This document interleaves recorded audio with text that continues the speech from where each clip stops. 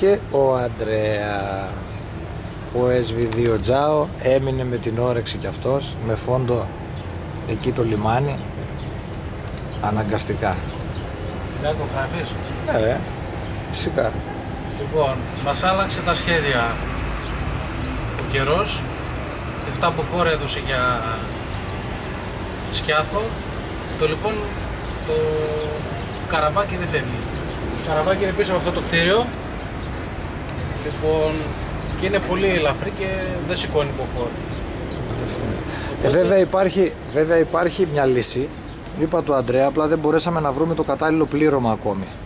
Αύριο το πρωί, αν έχει πάλι απαγορευτικό, θα πάμε με αυτό. Έχουμε βρει 2 μέχρι τώρα για τα κουπιά, μας λείπουν οι υπόλοιποι 38. Αυτό που βλέπουμε είναι η φρεγάτα του Οδυσσέα. Κάτι τέτοιο είναι τώρα, εν πάση περιπτώσει. Θα δούμε. Βέβαια υπάρχει και άλλη λύση, αλλά πρέπει λίγο να ετοιμαστούμε.